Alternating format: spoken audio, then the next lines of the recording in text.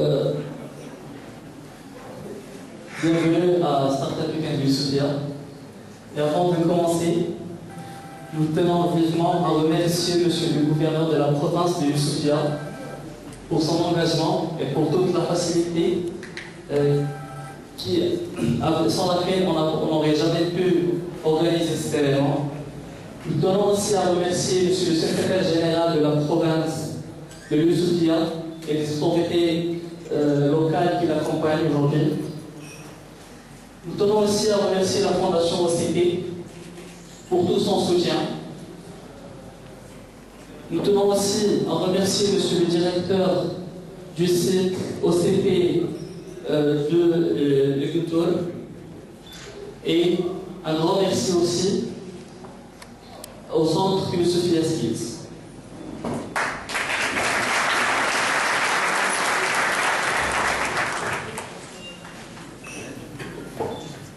J'aimerais que Monsieur le directeur du centre, ou plutôt que Monsieur le directeur du site industriel de la zone Guntur se présente pour nous donner un petit mot en cette soirée. Merci beaucoup. Donc, Bismillahirrahmanirrahim. بدوري كنتقدم جزيل الشكر للسيد العامل ديال لا بروفانس ديال يوسفيا الدعم ديالو لهذه المبادره. كنشكر كذلك السيد الكاتب العام الحضور ديالو وكافه ليزوتوريتي اللي جاو معنا اليوم. كنشكروا également bien sûr l'organisation ديال ستارت اب ويكاند لي زيفور اللي داروا اليوم معنا. ودونك باسم المؤسسه الشريف الفوسفات باسم مؤسسه او سي بي كنتمنى لهاد الشباب اللي هنا يدوزوا 46 ساعه تكون مزيانه فيها روح التنافسيه، روح الابداع، l'engagement donc bon courage والله يكمل بخير. Qui est un accélérateur de start-up, qui a organisé It's in the Ring Morocco, qui est une battle pour l'investissement et qui très récemment a organisé Creative Business Cup Morocco, qui est une compétition d'entrepreneurs créatifs. Nous sommes là aujourd'hui pour Startup Weekend. Alors, on va vous donner un petit résumé de ce qui était Startup Weekend dans le Maroc et de ce qui en sera. Startup Weekend, من 2011 حتى 2013 نظمت 10 ديال احداث ستارت اب ويكند في المغرب، 6 ديال المدن باكثر من 1200 مشارك، 60 كوتش، وكانت المعدل ديال الحضور 22 سنه. ماشي مشكل. هذا السيد هذا بيسكو ريبيتشي بيسكو موجد وكلشي غتعطيني جوج كلمات كيف ما كان. هذا كتعطيني كلمه شنو هو؟ مطيشه.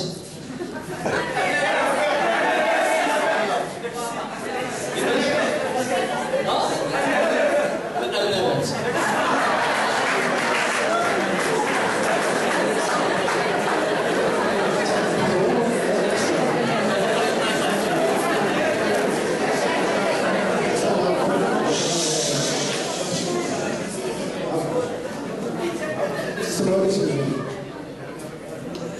السلام عليكم. اول حاجه انا عزيزي الله يعطيني اونتربرونور وادمينستراتور سيستم ريزو تحت الاستراتيجي اي ماركتينغ بالنسبه لي دي بي او ولي بي ام. بصراحه دخلتوني واحد التحدي كبير ولكن غنحاول اننا نطوروا اكثر. بالنسبه للارنبات، الارنبات انا حطيت واحد البروجي اللي زوين واللي هو علاش ان الارنبات بدات من واحد العاده ديال واحد البنيته صغيره ولكن انتشرت اكثر. علاش ما نستغلوش هاد الفكره اللي ولات عند الناس اكثر وقادوا خلال هاد التيشيرت اللي مكتوب فيهم الارنبات ونقدروا نكوميرسياليزيوهم خصوصا في الانترنت غادي تمشي مزيان. شي الفكره الثانيه اللي كانت معايا في الميزانيه بالنسبه للمطيشه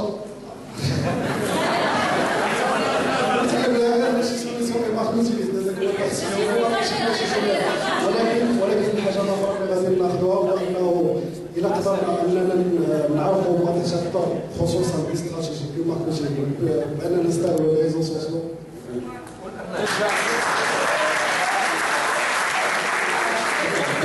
Je suis Étienne Alaoui, entrepreneur, une présentation de الشركة كبيرة. بالنسبة لنا كاملين هنا مجموعة ديال البورطال ديال ولكن المشكل اللي غنلقاو من بعد ما تنديرو اليوتيوب ديالنا وتلقاو الفينونسمون ديالنا هو كيفاش غادي نقدروا اننا نكوميرسياليزيو لي برودوي ديالنا. بالنسبة للبروجي اللي بغيت نبريزونتي اللي هو ستارت اب ليغال هو واحد لابليكاسيون ويب اللي تساعدنا باش اننا نقدروا نعرفوا واحد اليوتيوب ولكن ماشي يوتيوب بروجي دابا هكذا لكن الناس اللي تعرفوا الويب بزاف هي واحد اليوتيوب اللي تسهل علينا الريفيرونسمون والبوزيسيونمون في موضوع الريشيرش وهذا مشكل اللي تيعانيو منه بزاف لي زونتربريز يعني في العالم كامل. اللي ديالي هو انني نقد ابليكاسيون موبيل اللي تساعد لي بي ام او انهم يسطروا لي موطور دو ريشيرش ويبيعوا لي برودوي ديالهم خلال لي سوليسيون ماركتينغ. شكرا. خاصة بالنسبة للبروجي سي ادواب. Des luttes dans un seul endroit, grâce à la société fitness et bien-être, où vous aurez des services, un chaîne de restaurant avec des menus super santé, super desserts, super innovants, des coachs de santé sportifs, et vous aurez aussi des conseils gratuits, et vous aurez, en plus des conseils gratuits, vous aurez aussi des conférences avec les professionnels de santé internationales et nationales. J'ai besoin d'un juriste commercial et marketing. Et merci. عدد عسولي من مدينه بن قرير كما كتعرفوا ان المغرب كيعاني من سنوات جفاف والمعاناه الكبيره كتكون مع الناس ديال الفلاحه يعني اكثر من 50% ديال الفلاحه هما اللي بحكم ان اكثر من 50% من سكان المغرب فلاحه. فالمشكل الوحيد اللي كيلقاو الكبير هو الموارد العلفيه وفي اطار التنميه البشريه المستدامه فكيوفروا الناس الضعاف الفلاحه الماء ولكن المشكل اللي كيلقاو الفلاحه هو العلف. فالطريقه ديالي اللي غنجيبو حنا غنوفروا الفلاحه ديالنا العلف بطريقه جد حديثه فغيكون علف اكسيسيبل وكنوفروا فيه الجوده والمردود ديالو الثمن قليل. هو المهم العلف بطريقه الشاعر مسلم فات بعض الطرق العلف ديالي انا جيت بالحجي 24 سنه خريجي معهد محمد كيز مدينه بن قرير ديبلوم ماستر جيني سيفيل. المغرب كيعاني بازمه ديال القراءه الكتابه بطبيعه الحال دونك سواء المغرب سواء في العربيه كيف ما كتعرفوا الجميع. ملي كنشوفوا في لي ريزو سوسيو كنلقاو على اساس جميع الشباب اغلب الشباب انهم كيقراو ماشي ما كيقراوش ولكن باش نثبتوا على الدراسات تثبت لنا انه كاينه الناس انهم كيقراو وتثبت لنا في المغرب ديال زعما انه ممكن تكون واحد لابليكاسيون دو لوكاليزاسيون ديال الكافي لاترال اللي تجمع ما بين كاع لي كافي المقاهي الادبيه اللي تكون تجمع بيناتهم ويحضروا في هذيك لاسيونس وتكون عاوتاني يكون واحد الموضوع لهذاك نقول شكرا.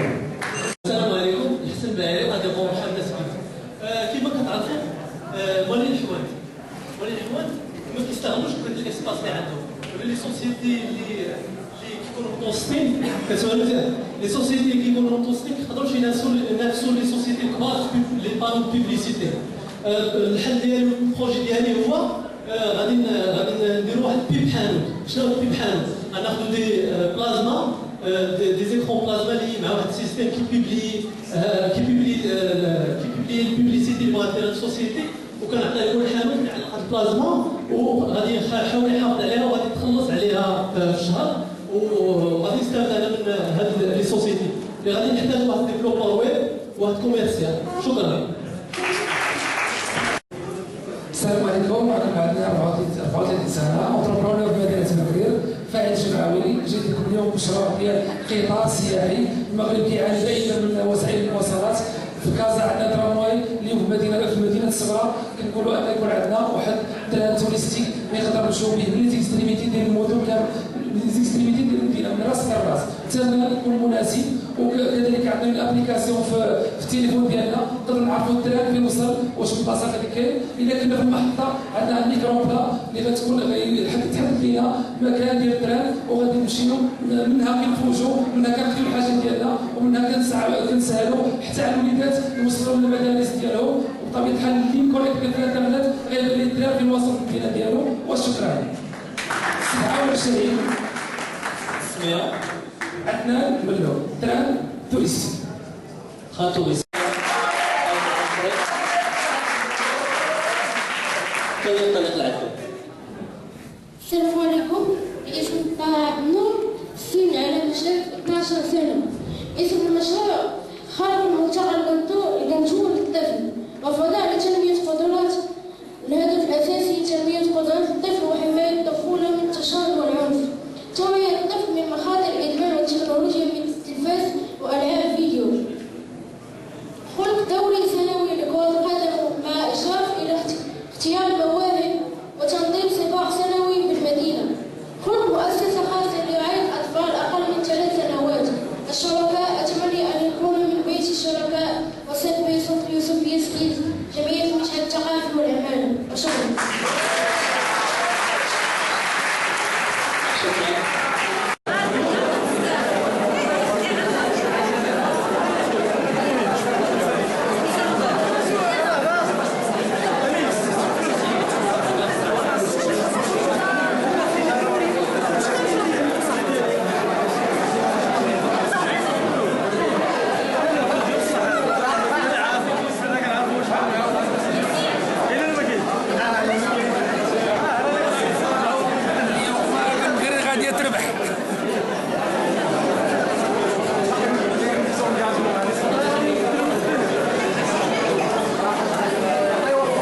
C'est un événement qui se passe sur un week-end, sur 54 heures exactement. Ça commence le vendredi après-midi jusqu'au dimanche après-midi. Donc le premier jour, c'est des pitch fire, c'est-à-dire des pitchs d'1 minute qui sont les start-upers qui présentent des vidéos pour essayer de convaincre le maximum de gens pour qu'ils investissent leur argent dans la start-up dialogue et que pour aussi qu'il ait la possibilité de convaincre plus de gens pour participer dans son idée, pour intervenir dans son idée, participer dans son projet. Donc, comme vous voyez là, après les pitch fire, les start-upers et les participants ont tous une enveloppe avec contenant 10 000 dirhams par exemple. C'est de l'argent virtuel, c'est de l'argent comme de l'argent Monopoly, c'est-à-dire que chaque participant a la possibilité d'investir dans une start-up. Donc pour qu'à la fin, on ramasse tout l'argent que les start-upers et les porteurs de projets ont ramassé. Pour qu'à la fin, on puisse sélectionner les 7 ou les 8 start-up qui ont ramassé le plus d'argent.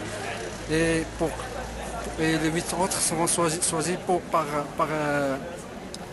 par le jury. Donc ce qui fait au total 15 start-up. Donc ça, ce truc-là, c'est pour équilibrer les chances des projets. Donc 8 avec l'argent, le maximum d'argent possible. Et les 8 autres, c'est pour le jury. C'est le choix du jury. Après ça, commence demain. Après ça, les équipes seront orientées vers leur salle, où ils auront la possibilité de travailler avec leur business model. Ça s'appelle un business model Canva.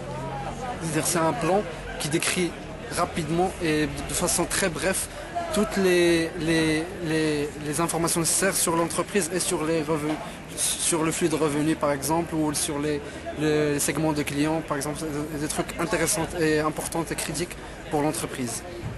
Après, donc demain, samedi matin, ce sera la présentation du business model Canva en détail, c'est ce qu'il faut faire, ce qu'il ne faut pas faire.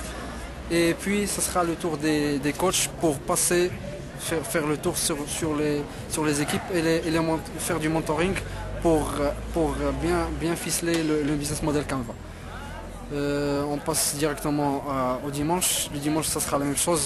Encore, les coachs vont passer voir les start-upers pour une dernière fois. Vers 16h, on ramasse les présentations. des présentations de PowerPoint qui seront présentées à partir de 18h, 19h maximum.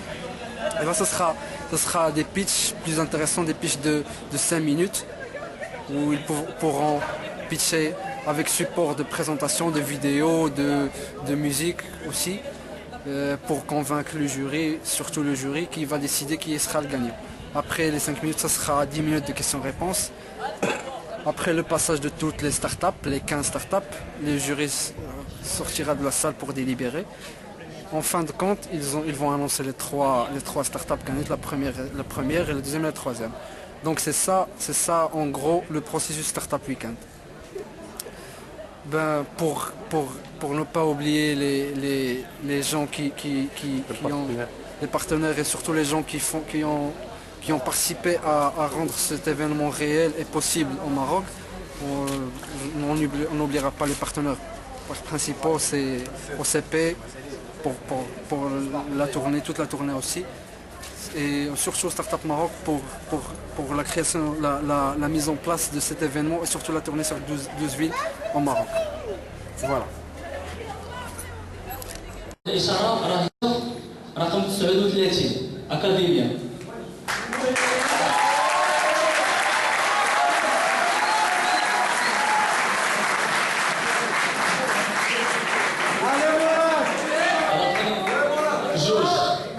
Agence de pub.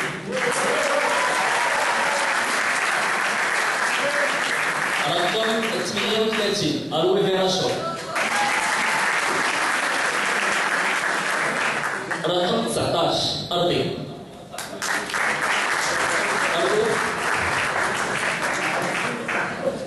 رقم 8 المرحب. رقم 5 فضاء كذب.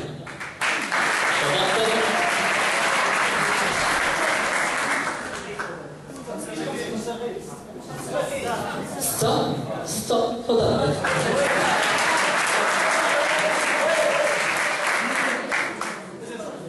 رقم 37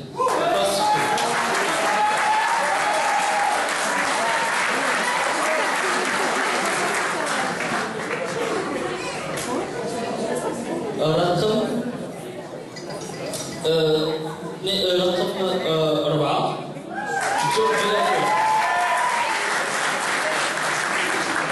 رقم 22 إيموكس. رقم 41 موندي بارلر.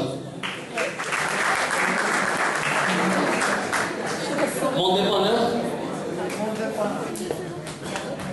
موندي بارلر. C'est juste dépanneur. Mon dépannage, dépannage, donc réseau, le pub, Hanout pub. رقم 28 recyclage. رقم 28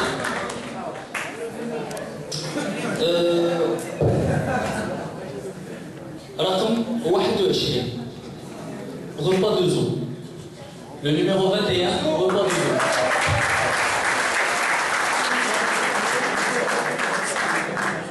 رقم 40 أجل بالفعل. رقم 18 اللي هو Together We Are Power.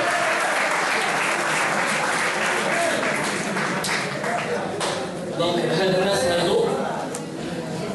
هادو هما 14 الناس اللي دازو. هادو هما الناس اللي حاولوا الافكار ديالهم غادي تكون 14 فريق اللي غادي يخدموا. هاد 14 فريق غادي تكونوا منكم نتوما باش تخدموا طول دو ويكاند، باش تخدموا هاد 54 ساعه كامله باش نحاولوا ندوزوا من فكره الى مشروع مقاوله اللي تكون غونطابل وتكون بلاس. دونك المالكم ديال القبيله اجي عطاك بحال هذا ما تعرفش يكتب 12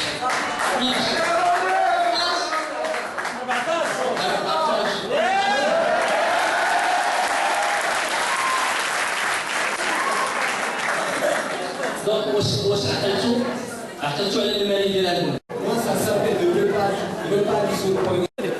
المنتج. الحسن باعيري من مدينه ابن جرير اديرون في حامل سكيلز. البروجي ديالي هو بيب حانوت. انا تعزلت من بين الناس 15 اللي غادي تستاوف باش يخدموا معاهم لا جوري باش يخدموا معاهم البروجي ديالهم هذا الويكاند.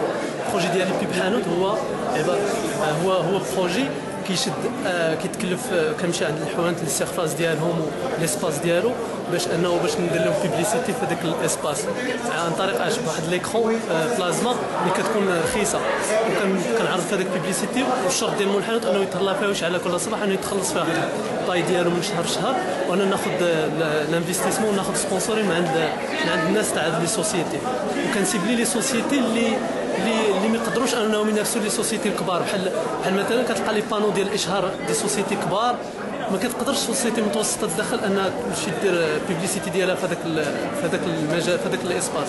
دونك انا كنسيبلي هاد لي سوسيتي يعرضوا البيبليسيتي ديالهم في الحوانت. شنو الارتسامات ديالكم الارتسامات انا فرحان بزاف